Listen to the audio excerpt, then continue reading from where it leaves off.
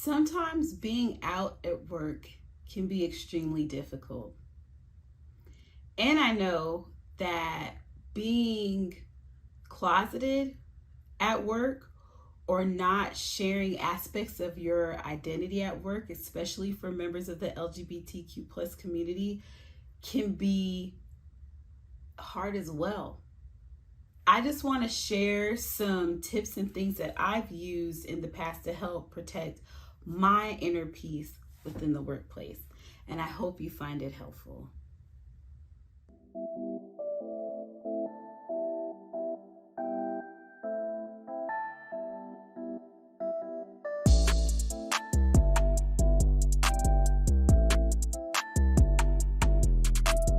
So, for many of us, when we go to work, we may become just laser focused on a goal. Well, I should say I become focused on goals and meeting tasks, meeting deliverables.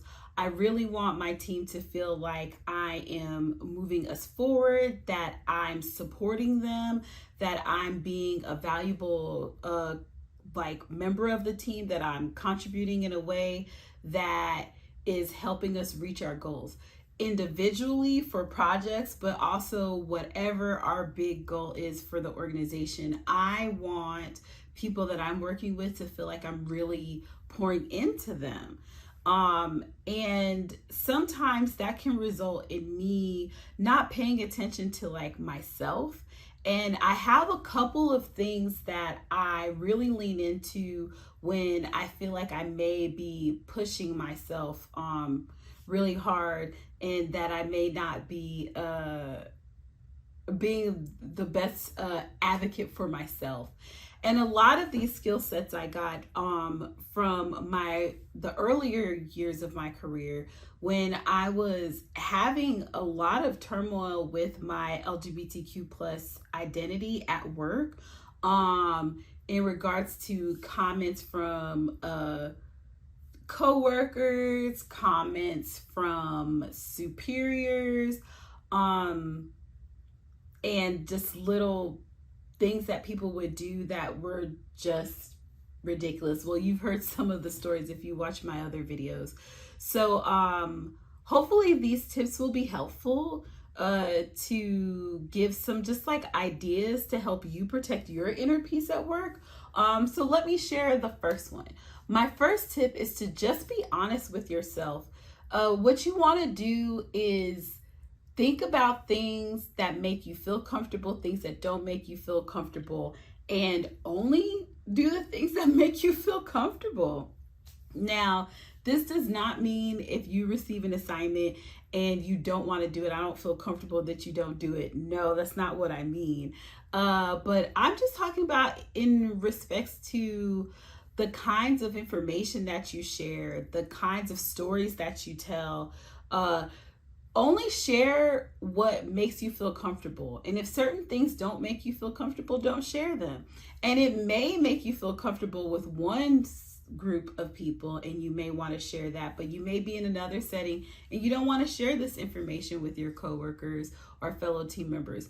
You don't have to. Only do what makes you feel comfortable.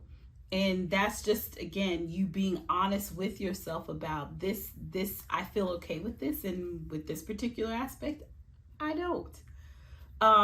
My second tip is to pay attention to your needs.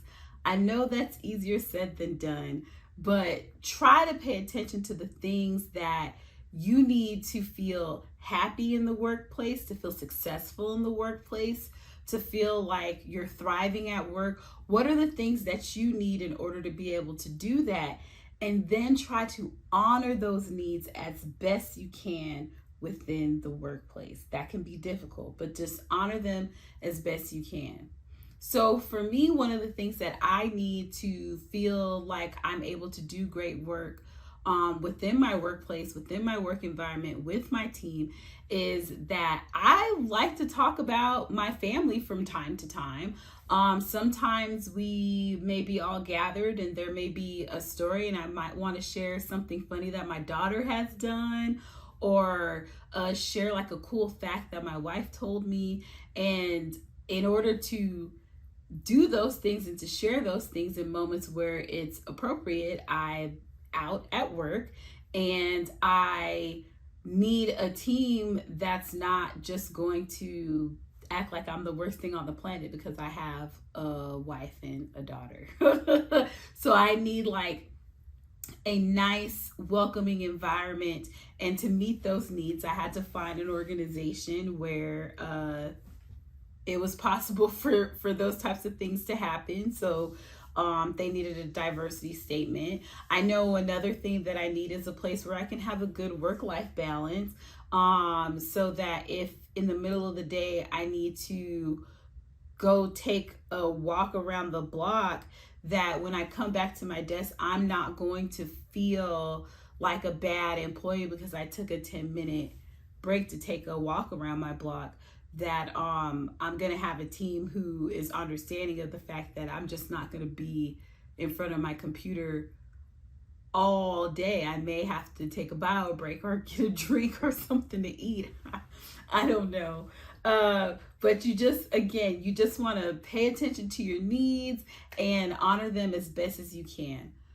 My third tip, this is going to kind of be encompassing of the last two, but it's to practice boundary setting. That's right, boundaries. To practice boundary setting in the workplace. That could be extremely hard. So let me explain. When I'm thinking about boundaries, it's not, oh, I don't want this person to talk to me. That's my boundary that I never talk to them. No. When I'm thinking about boundary setting, I am thinking about you sitting with yourself and taking an assessment. These are things that make me feel like I'm able to thrive at work, things that I could have control over. So for example, for me, it's, let's say lunch.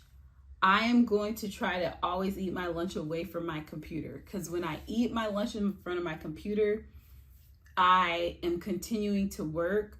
And while I'm eating, I'm mindlessly eating. I'm not in tune with what I'm eating. I'm not listening to my body.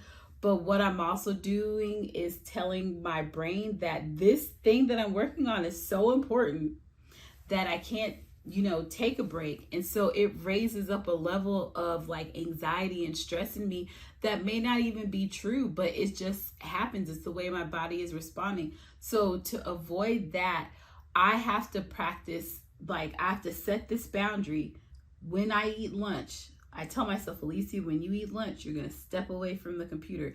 It doesn't matter if I only eat lunch for 15 minutes or if I take a full hour for lunch.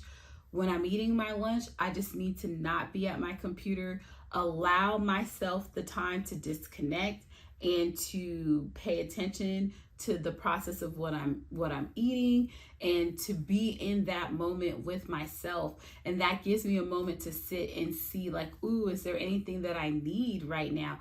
Would it be great if I just go outside and feel the sun on my face for a little bit? Is that what I need right now? In addition to my lunch, it just lets me check in. So that's like a boundary that I set for myself.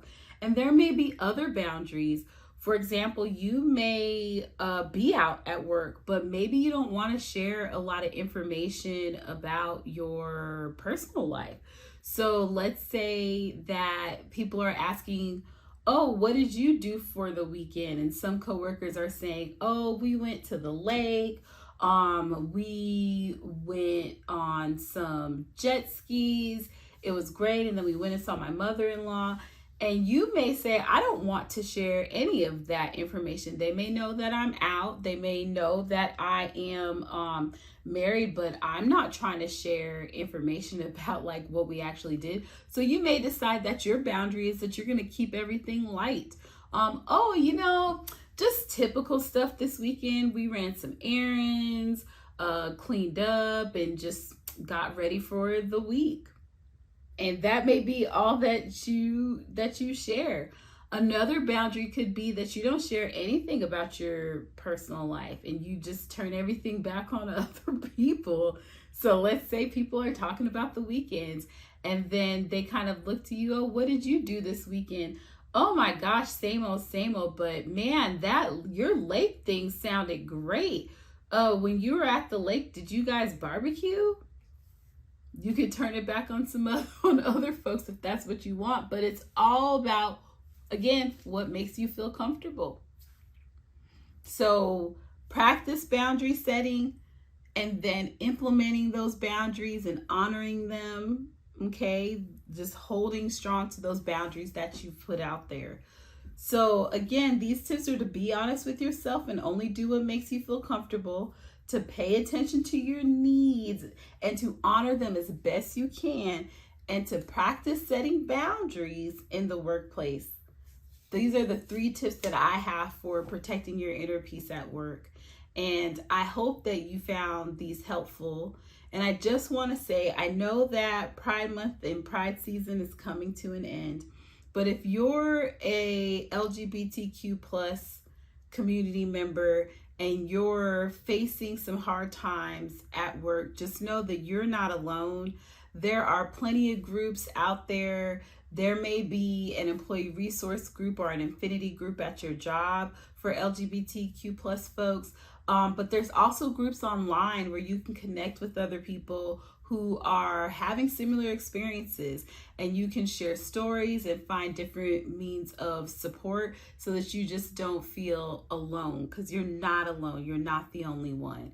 And if you don't want to do any of those things, feel free to just drop me a message and I'll be there to listen, to be a sounding board, to share ideas, whatever. Just know that you're not alone and you don't have to face these situations alone, that there's a community of folks out there, me included, who hopefully can give you some tips to help you thrive within the workplace. Again, I'm Alicia Gradney. I hope you found this helpful. Until next time, bye.